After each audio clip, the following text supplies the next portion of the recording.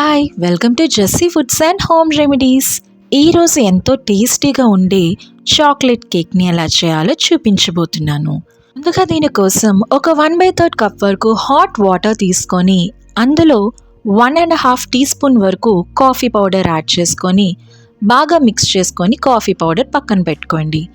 Next ఒక గిన్నెలో జల్లెడ పెట్టి అందులో 2 కప్స్ వరకు గోధుమ పిండి తీసుకొని బాగా జల్లించి అందులోనే 3/4 కప్ వరకు cocoa powder, 2 teaspoons baking powder, అలాగే ఇందులోనే 1 టీ స్పూన్ బేకింగ్ సోడా వేసి బాగా కలిపేసుకొని ఉండలు లేకుండా బాగా మిక్స్ చేసుకొని పక్కన పెట్టేసుకోండి.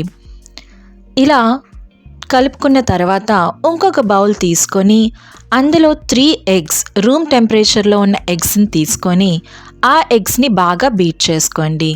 కొంచెం ఎగ్స్ ఫోమ్స్ ఫామ్ అయినంత వరకు కూడా బాగా బీట్ చేసుకొని దీంట్లోనే ఇప్పుడు మనం ఒక 2 కప్స్ వరకు షుగర్ యాడ్ చేసుకోండి. పౌడర్ షుగర్ కూడా మీరు యాడ్ చేసుకోవచ్చు. షుగర్ యాడ్ చేసుకొని బాగా మిక్స్ చేసుకోండి. షుగర్ అనేది కంప్లీట్గా డిజాల్వ్ అవ్వదు. ఇప్పుడు ఇందులోనే కాచి గోరువెచ్చగా చేసుకున్న పాలను యాడ్ చేయండి. చల్లారిన పాలైనా పర్లేదు. నెక్స్ట్ ఇందులోనే 3/4 కప్ వరకు vegetable oil, 1 teaspoon vanilla essence add చేయండి. ఫ్లేవర్లెస్ ఆయిల్ ఎప్పుడూ తీసుకోండి. ఇప్పుడు డ్రై ఇంగ్రీడియంట్స్ అన్నీ కూడా ఒకేసారి ఇందులో యాడ్ చేసేసేయండి. యాడ్ చేసి కట్ అండ్ ఫోల్డ్ మెథడ్లో ఒకసారి మిక్స్ చేసుకోండి. బ్యాచెస్ వైజ్ యాడ్ చేయాలన్న రూల్ ఏమీ లేదు.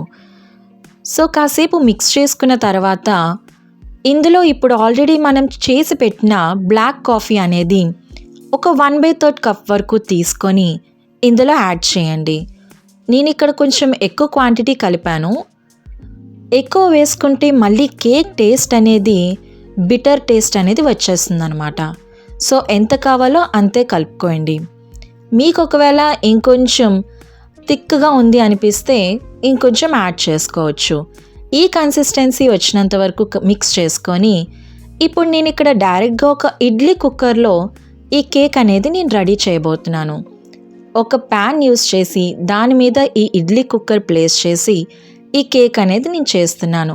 ఎలాంటి టిన్ కానీ, స్టాండ్ కానీ, కడాయి కానీ, ఓవెన్ కానీ యూస్ చేయకుండా ఈ కేక్ అనేది ఎలా చేయాలో చూపిస్తున్నాను.